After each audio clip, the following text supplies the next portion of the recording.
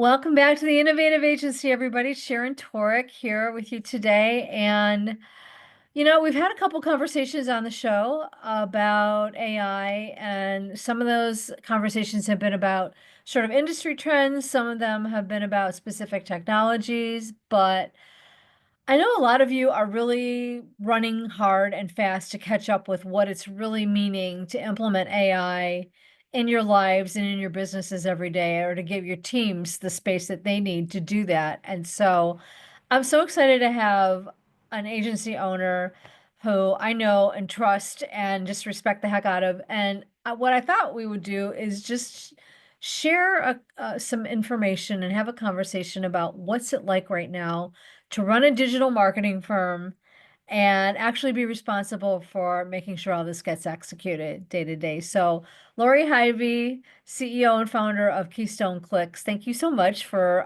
being willing to jump in with me and have the conversation. Excited to be here and talk shop with you, Sharon. Yeah, me too. Me too. So, the first thing that I was intrigued by was you posted recently that you had been looking for a service. I don't even know what the service was, but one of the drop-down options for how did you hear about us was AI.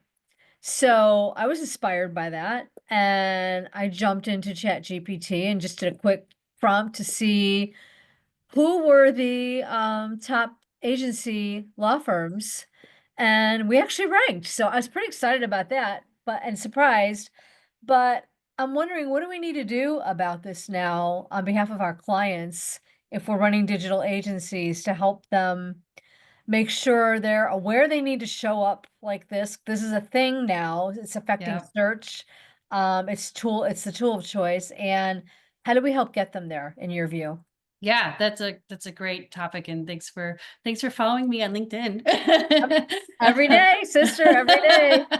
Yeah, I was so fascinated by that though, and I don't even remember the tool off the top of my head, which is, of course, not good on them from a like brand awareness standpoint. But I Yeah. was so intrigued that I went to sign up to do the trial run of it, and one of the drop downs was, how did you hear about us? And I saw, AI. I'm like, wow, first time I saw this, so crazy. Yeah. But that's the reality. I mean, and the truth is that I was using ChatGPT for whatever I was using, and chat is what referred me to this specific software. Right. So that definitely got me thinking. And I've posted a little bit about this, how the customer journey has changed, more so on the front end, not so much on the back end of I'm ready to buy type of that's the same. But the front end, when it comes to the research and really figuring out here's the problem that I have that I need a solution for. Google used to be, the number one spot, and it's still heavily used. Don't get me wrong, we're still in the very early adopter stage when it comes to AI, but I've observed people and myself of doing this as well, where that challenge, that problem that we have, we go to AI to help solve. We're not necessarily going to Google anymore. And I believe that as more and more people start leveraging these tools and technology, they're going to realize that, I can get the answer out of AI. Mhm. But, is it always the right answer? We don't know yet. And I'm sure there's going to be continued evolution with how this type of information is being shared. So we need to just stay on top of these results, test it for ourselves, test it for our clients. We're actually currently building an AI optimization audit where we're going to be testing our clients' websites and testing it on, Perplexity and Chat and Claude, and figuring out, first off, what types of things are people going to be typing into Right. these AI tools, because, the query is going to be different than what people have been using Google for. Google has been, kind of a short statement, and you make some adjustments to it based on, you didn't like the results, so maybe you change a word or two. AI, it's more like a conversation that's happening, right? Exactly. That's exactly the word that came to my mind too. Yeah. So you have to understand the conversation that is taking place to make sure that if you are indeed the solution to the problem that is being, sought to solve for, that you're ultimately showing up. So the positive to this is there's a lot of similarities to very early SEO, search engine optimization, Mhm. where it's really simple. What is the question people are asking? That's the heading, that's the title of the post, and then answer the question and make it really beefy content. The irony here is you don't want it to be AI generated content because if you're That is sounding irony. if you're sounding the same as everyone else, and or it's just pulling from the pool of everyone has already said this, Right. it's going to make you harder to stand out as the solution that's being recommended. So you do need to have your still your unique opinion or unique perspective, your stance, your position, or your own unique research, that says this is why we believe this. That's going to help you stand out better than just the generic kind of AI type content. Yeah. Are you are you forming early impressions about how to guide your clients or how to help your team guide your clients in terms of what this means for their own strategies? Are you counseling them differently on their content strategy, on their channel strategy? You mentioned the audit, but what other how is this impacting sort of the way you're developing strategy for them or counseling them to, buy marketing effectively? Yeah, that's a great question, and it's kind of a moving target right now because it's Mhm. changing every single day. Yeah. But it's really kind of understanding, I think, that the whole customer journey and understanding where people are in their own personal AI journey right now. I speak quite a bit locally to different organizations and groups on AI, and I always start with, how many of you are using AI? Raise your hand. And then Mhm. how many of you use it every single day? Raise your hand. And I think everyone raises their hand now when I ask the first question because either they don't want to feel like they're left out or whatnot. Mhm. But when I come to like using it every day and multiple times a day, I see less and less hands. So that just tells me that it's not fully adopted yet. And I know that, just based on conversations I've had. And when, I can always tell too by the questions that they ask, like, yeah, you raised your hand, but that question, you would know the answer to it if you were actually using it. Yeah. But that being said, it's just really understanding how they're using it. And everyone's going to be at a different stage of, they're going to start with using it like Google, or, just write me a social media post, like really generic stuff where the more that individuals understand, you have to feed it a lot of information to get quality information back. Right. So I would focus on understanding, niching down and really getting super focused on that unique perspective that's then going to bring you as a result based on the depth of the information that they're targeting. So if you're super niched as an agency in either the service offering you provide or the industry you support or the location that you know very well, that's where I'd say go really, really deep in the messaging and the content on your website around that. But thinking, big picture about the big conversation, not just the SEO perspective around it. Well, I mean, and that has always been a cynical way to go about marketing anyway, right? Sure. Just sort of, relying on, back in the olden days of keyword dumping and it was not built to be about fulfilling the consumer's need. It was built about Yeah. being around being findable at any Yeah. cost, right? I remember Um, early SEO. Britney Spears was like the most popular key phrase that people were throwing into their websites. that's funny. Um, all right, so what I'm taking from this is that standing out is something you're emphasizing to your clients, and Mhm. that being human right now, at least for the time being, is the best way to do that. I think it's going to be interesting. I'd love to get your take on this. Once OpenAI in particular and, some of the other major platforms start opening the doors to advertising revenue. They haven't made a play there so far, but if you watch the news as you and I are talking, it's the middle of May, they're thinking about it and they're showing Yep. up in the rooms where it's got to be talked about. And so I wonder what kind of window that we have for human-based content and human insights, still dominating. I don't know if you've thought about that at all, but I have thought about that, and I've read some of the like headlines around that.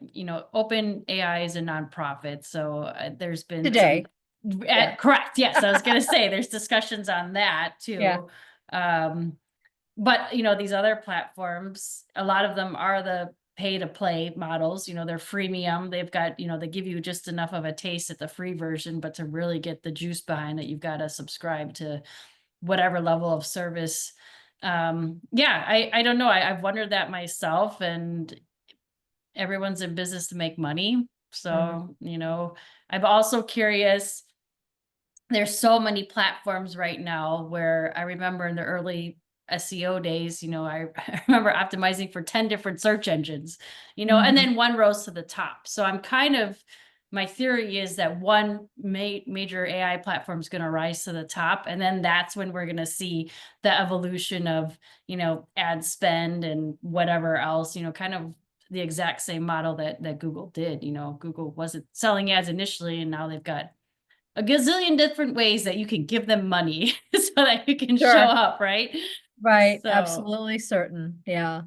Um, well, let's talk about day-to-day workflow in your agency. mhm, Sort of turning from, how you're advising clients to what kind of an impact today are you already seeing, like, internally at the agency, sure. in terms of your workflow, in terms of how your people spend their time, or in terms of the biggest opportunities that you've been identifying to, expand their bandwidth with these tools? Sure, absolutely. I would say from a workflow standpoint, we're still very much in the trial and error stage. There's definitely been buckets of efficiency, but we haven't necessarily streamlined efficiency because of the trial and error that we're going through. From the web development side of things, if we find hiccups in our coding, we've leveraged AI to help solve that problem, or at least guide us on the right path to solve the problem. And that's been extremely helpful. I've used it quite a bit from a sales and new business standpoint in a number of different ways. Yeah. We use Fathom for video recording, and we can pull the transcription. I'll remove the client name and any confidential information from the transcript, and I'll upload it to chat. And that's, my discovery call, for example. And I'll ask chat to verify and validate, what are the critical points that I need to communicate when I am presenting or selling, presenting the proposal, or what should I Mhm, really highlight? Maybe I missed something that they really reinforced. Um, but also leveraging it from a competitive analysis standpoint. So, pulling in competitors and seeing, what are the big differences, um, or how do we stand out against these competitors? I think there's a lot of really neat kind of research type of insights that you can gather. mhm, We're not necessarily using it for like full content creation, because I'm still an advocate for having, that unique perspective. mhm, But again, you can take your own unique insights and data and enter that in to help craft a message around that. But you still need to make sure you've got your own perspective on that. So there's been efficiencies from that perspective as well.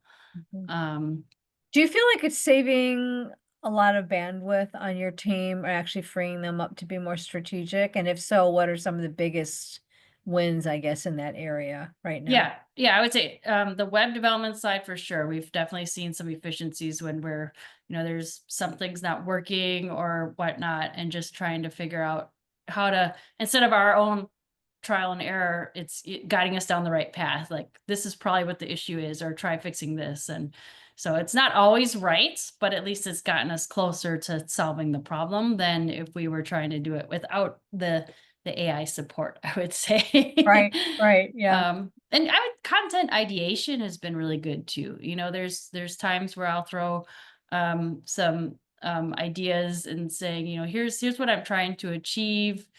What other, well, first off, I always say, what questions do you need to ask me in order to help me with a better output? And or I'll always ask, or encourage questions to come back to help me craft the best, you know prompt ultimately, to get a better output. So that's been helpful. And Mhm, I've used it for RFPs as well. Like, here's an RFP, what questions should I ask during the question process? So sometimes it's bringing up ideas to the table that I'm like, oh, that's a really good question. Why did I think about that? So I appreciate it's helping me get a step further. And I would say it's helping my team get a step further in their thinking and from that strategic standpoint too.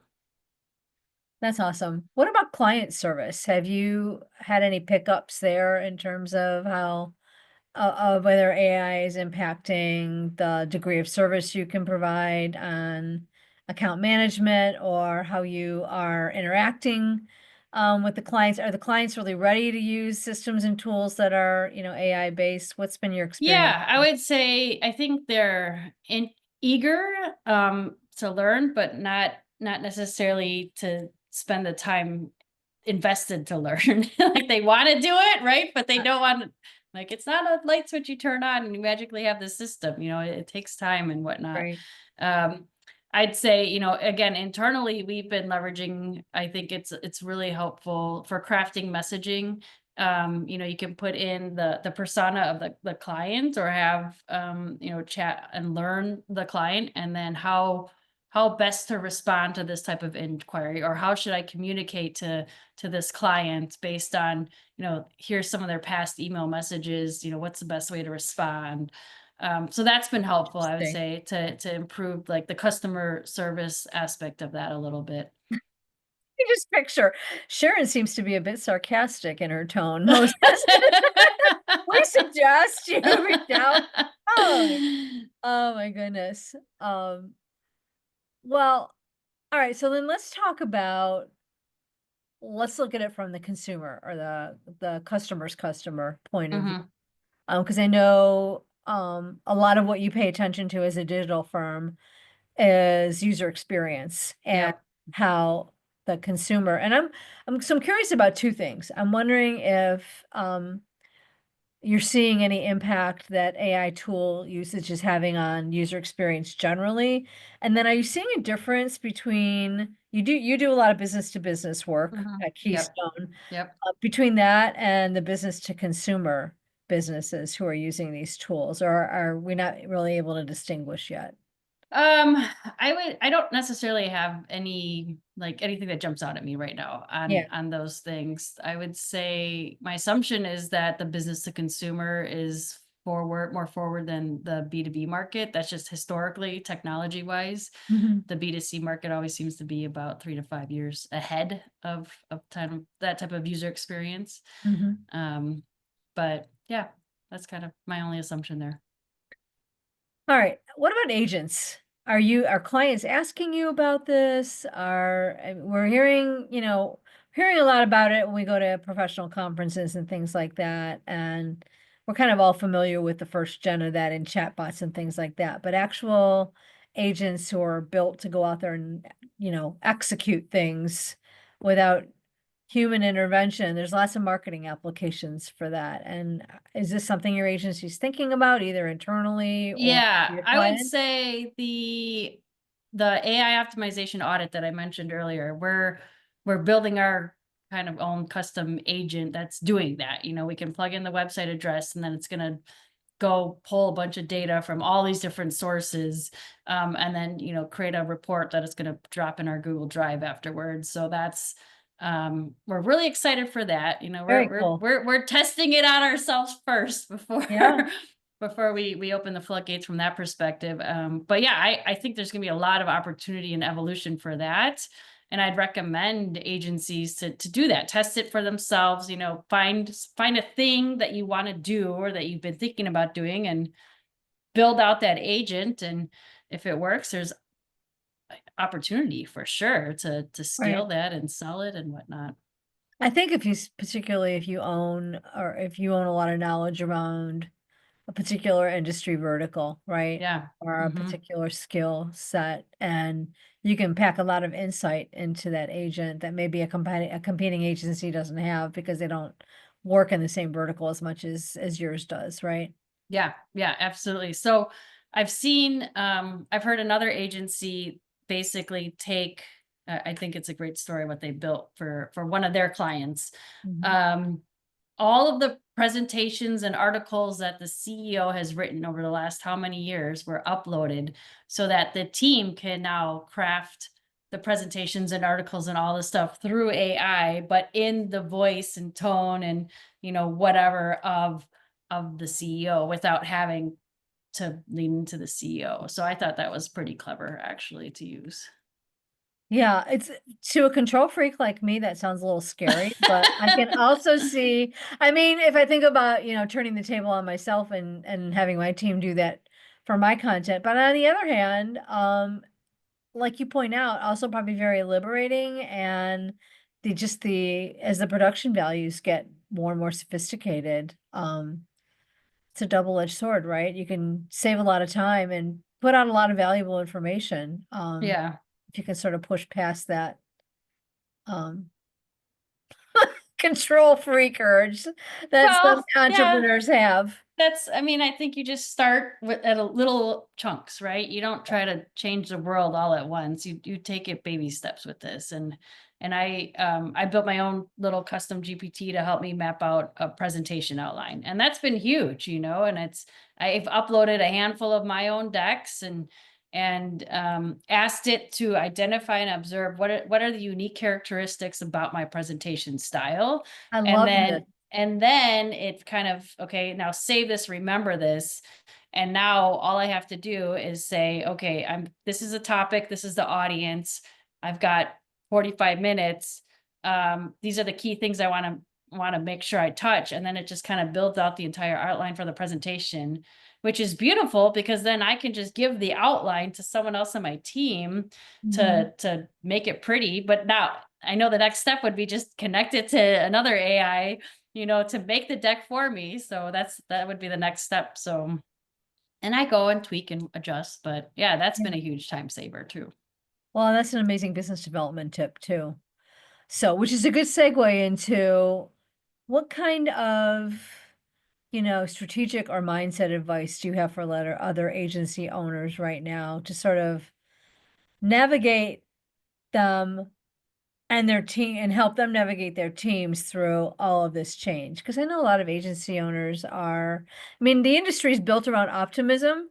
Yeah. So that's, I think, what most agency team leaders lead with, but it can be a really um tiring time right now for lots of owners of agencies. And so what's your advice for them about how to Yeah. keep this moving their teams forward rather than getting rolled over or overwhelmed by it? For sure. Yeah. No, I mean I can feel that. I hear folks talking like, "Oh, I have AI doing all my social media now." And I'm like, "Oh, that hurts so much." But yeah, I think at the end of the day, we have to lean into it and it's not going away. It's here. So find ways to advocate and educate about it and make sure that if they are going to use it for writing their social media, that you're teaching them the right way and the wrong way to be leveraging that. You don't want your clients to end up being in a sea of sameness because every HVAC company is saying the same thing on social media now, right? So you want to make sure that you're teaching them about still having that unique perspective and all of these things. So that's why I've been really heavily speaking on the topic. I haven't necessarily identified the bridge of here's AI and then now hire us at Keystone Click. I'm hoping this AI optimization audit is that bridge to some extent. Mhm. But I think just teaching and educating and showing that you're on board with the AI train, there's a right way and a wrong way to use these tools is gonna, still make yourself a valuable asset to your customer base, your client Right. base. Well, and I Yeah. think any way you can show your distinct point of view while also leading with or integrating into your business development strategy, Mhm. um, being AI forward and just being open about how you use it without having to wait till you get to discovery to sort of explain it away. It does distinguish you. I mean, I've been saying this and I still maintain it, and this won't be true forever, but agencies, in my view, are idea generators. And Mhm. so they are in a unique position right now to be teachers to their clients Yep. because there's a lot of huge organizations out there, a lot of huge brands who don't know as much as independent agencies do about implementing these things. Mhm. Or they may have stakeholders who know, but no consensus around actually committing to using these tools. And so you're a resource for them. You're a teacher, you're an implementer, and use that strategic advantage to do what you do best, which is to use tools to generate creative ideas and execute on them. Yeah. Um, and leading with that in agency business development, I think is going to Oh, be key. 100%. Yeah, Yeah. Yeah, I mean, when we talk about SEO, I'm always talking about AI now too. And even if the person I'm right, talking to isn't really using AI for that purpose, I'm educating them that other people are, and it's something you need to be aware of. So yeah, from right. an educational standpoint. But for the team, I implemented in our Monday, we have a hour and a half meeting every Monday. Hmm. Um, the agenda, one of the agenda items is AI, and I want everyone on my team to share how did they use AI last week, and more not, I don't want to hear the same thing every week. I'm encouraging them to step outside of their comfort zone, try something different. And it's also a sharing opportunity where, other people in the team are going to get ideas because they heard someone else did something different and Hmm. unique with it. So I think it's important to make the entire agency that's part of your culture is learning, exploring, testing. You got to be open to that, but obviously put some guardrails around it too. Yeah, I love that because that was going to be my mic drop question to you is how can agency leaders help their teams level up on all of this? And I think having them share as part of your regular meeting agenda is a great low hanging fruit way to start. I always Hmm. like tips that we can share on the show that any agency for at any size or scale can implement, and that's one that you could do if you've got 3 people or if you've got 100 people Easily. on your Yep. team at your Yep. meeting is learn We've from one got another. a AI Slack channel also. So someone finds an interesting Oh, okay. prompt or article or video, um, we just all share it in there. And yeah, I think it's just important to keep everyone as elevated on the topic as possible. But that's made a big difference in the use of my team's usage of AI is now Mhm. it's okay, you have to come to the table Monday and answer this question. Well, yeah, and they're gonna have to level up because their Mhm. peers are watching what they're doing and whether Yep. or not they're making an attempt at keeping up, right? Yeah, And learning and absolutely. expanding. Well, this has been a great conversation about really a day in the life of an agency owner, and their AI experience. And I kind of wanted to take the angle of what is a small independent agency really doing to live with this day to day? Because you can follow the industry press and you can look at the macro trends, but I think it's helpful for us to kind of look around every once in a while and see what are our friends and competitors doing, and how is this really impacting their businesses day to day. So, Lori, thank you so much for sharing a little bit of your experience with us and giving us some wisdom about how to manage all of this as the owner and leader of an agency yourself. I really appreciate it. Yeah, thanks. Happy to share and happy to be on the show. I'm excited. And so, if people want to learn more about Keystone or to get in touch with you, what are some of the best places they can do that? Yeah, so keystoneclick.com is the website, and as you commented, I'm very active on LinkedIn, She is. um, posting almost every single day. I cover obviously things in the digital marketing space, but AI is pretty heavily addressed in my posts. So I'd be happy to connect. And I can give personal testimony that Lori is very generous about peer-to-peer learning. She's very active in that way, and so really generous with her expertise. So take advantage of it. Those of you who have questions. All right, Lori, thank you so much for joining us, and thank you all for joining us as well. We will see you on the next episode, and until then, everybody stay well.